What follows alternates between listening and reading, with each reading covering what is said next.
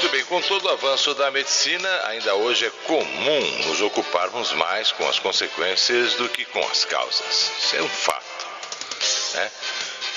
Muito pouca gente tem o hábito de prevenir, né? A gente previne, outras coisas são mais batidas, mas o dia a dia é mais complicado. E entre tantas, um dos exemplos é a doença renal crônica, considerada problema de saúde pública, com elevada taxa de morbidade e mortalidade e que acomete cada vez mais as crianças. Vamos conversar agora com a doutora Maria Cristina de Andrade, que é nefrologista infantil. Doutora Maria Cristina, muito obrigado por nos atender. Uma boa tarde para a senhora. Boa tarde, eu que agradeço a vocês. Bom, em todo mundo, a doença renal crônica é um problema gravíssimo de saúde pública, né? E no Brasil? No Brasil, assim, que para crianças, nós ainda não temos dados específicos, né? Mas o que nós temos notado é que a maioria das crianças que nos procuram, muitas vezes, para tratamento, já estão em estágio terminal da doença. Nossa. Então, assim, para ter uma ideia, por exemplo, a doença renal crônica é classificada em 5 estágios, tá? 1 sendo mais leve e os 5 sendo mais grave.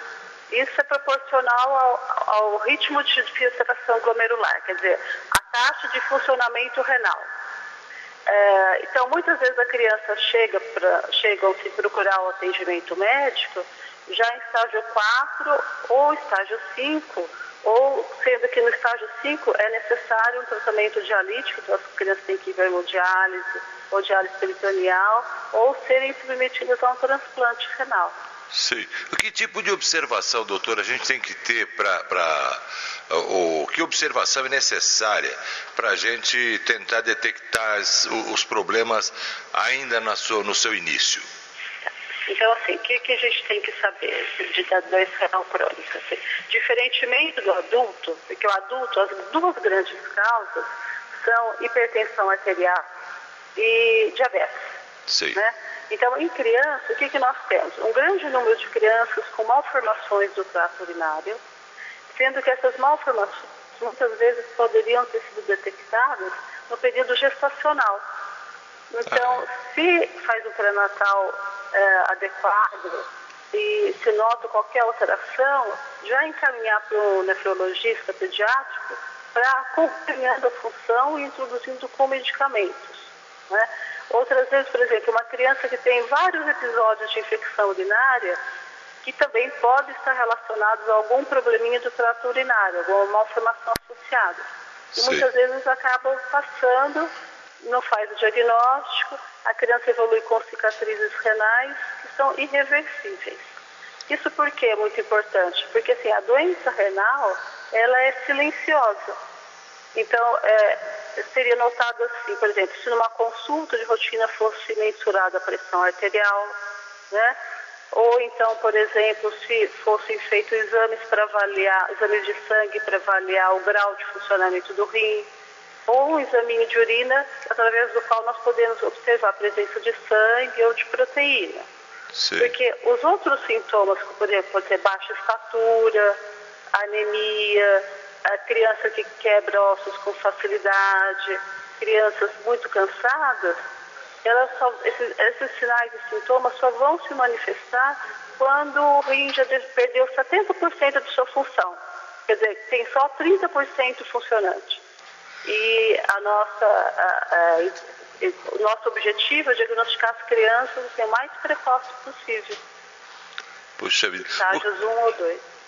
O que me impressiona aqui é uma informação que eu tenho aqui, que a taxa de mortalidade para crianças em diálise é de 30 a 150 vezes maior do que na população geral, doutora?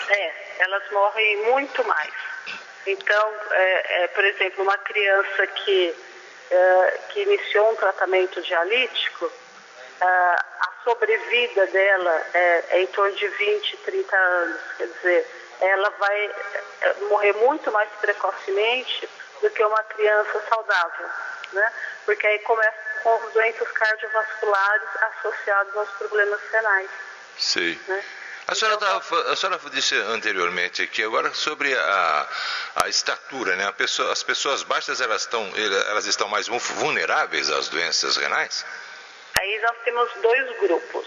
Um, que são as crianças que nascem com baixo peso. Então, as crianças que nascem pequenininhas estão mais vulneráveis realmente à doença renal crônica. Outro fator é que, assim, o rim é um dos órgãos responsáveis pelo crescimento. Sim. Então, assim, para que o osso funcione de maneira adequada, eu preciso de vitamina D. E quem faz a ativação dessa vitamina D para que haja uma calcificação e um crescimento adequado é o rim.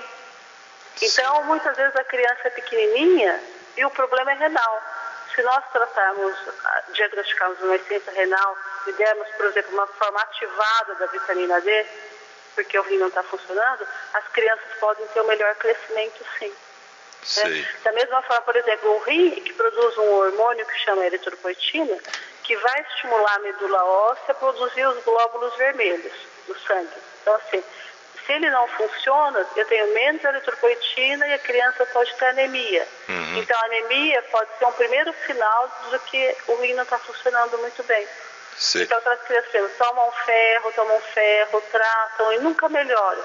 A gente tem que pensar que pode haver, nem sempre, mas pode haver uma doença renal associada. Tá. O Francis está perguntando aqui o seguinte: existem alimentos que agravam ou causam a doença renal? Em relação aos alimentos, o que nós temos? Por exemplo, as crianças obesas, elas são mais hipertensas.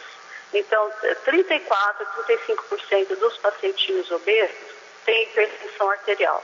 E a hipertensão arterial, silenciosamente, vai comprometendo o rim. Né? Então, o que nós teríamos que fazer? Uma dieta equilibrada, as crianças não ingerirem muitos alimentos salgados, né? Salgadinhos, refrigerantes, alimentos industrializados e praticarem exercícios físicos para ter um gasto energético maior. Sim. A gente tem observado assim, que as crianças comem muitos alimentos prontos, né? Das cantinas, muitos lanches, muitos refrigerantes, ficam no videogame, muitas vezes com sobrepeso, obesidade. Elas podem não ter uma insuficiência renal agora, mas no futuro elas vão ter, né? Porque ela pode começar a ficar hipertensa hoje e daqui 10, 20 anos o rim já não suportou essa pressão alta. Sim. Bom, agora tem uma pergunta minha aqui. A minha falecida sogra tinha um problema gravíssimo de renal, né? E aí o médico disse para ela, aliás, ela gostava muito de caqui. E aí, é verdade que o caqui é ruim? Ele é perigosíssimo para quem tem problema renal ou isso é mito? Então, assim, quem tem uma insuficiência renal terminal, que acredito que seja sua sogra, no caso da sogra, não pode ingerir muito alimento que contenham potássio, né? Porque quem elimina o potássio é o rim e pode, em condições muito elevadas no sangue, dar até uma arritmia cardíaca. Agora, o alimento que, assim, nenhum renal crônico pode ingerir é carambola. A carambola? Carambola, porque ele intoxica o organismo de uma tal forma que, assim, dá um comprometimento neurológico que mesmo nós não conseguimos tirar essa toxina mesmo com o tratamento dialítico. Sim. Então, se for um paciente que faz hemodiálise ou que faz diálise peritoneal, o que ele não pode comer é carambola, não caqui. Ah, tá, ok, é carambola. Tá, carambola. Quer dizer, o potássio ele acaba sendo prejudicial. Quer dizer, banana tem que também esquecer um pouco, né? Não, mas isso é para quem já tem uma insuficiência renal instalada. Ah, tá. Então, se for quem tem uma insuficiência renal já instalada, grau 4 ou grau 5, a gente faz restrição de alimentos com potássio. Certo. Para as outras crianças, de forma alguma, nós não fazemos nenhum tipo de restrição. A restrição que nós sempre falamos é evitar gorduras para as crianças não terem colesterol, triglicéridos elevados. Por quê? Porque, assim, do mesmo modo que fica depositado no endotélio, na pele do vaso por dentro. E o rim nada mais é do que um enovelado de vasos sanguíneos, né? Então é como se estivesse inflamando sempre o rim. Então, se a criança tiver uma dieta saudável, ela está protegendo os rins dela. Se ela praticar exercícios físicos, ela está protegendo o rins dela. Então, o que a gente poderia tirar? O excesso de sal, que nós ingerimos muito sal, né, no nosso dia a dia. tirar o sal da mesa, tirar os salgadinhos. Então, acho que medir a pressão arterial. Então, a recomendação é toda criança acima de 3 anos, nas consultas pediátricas, deve ter sua pressão arterial aferida pelo pediatra, porque ela é assintomática. Nós só vamos diagnosticar hipertensão na infância se a gente conseguir medir a pressão arterial dessa criança, porque ela não tem nenhum sintoma. Né?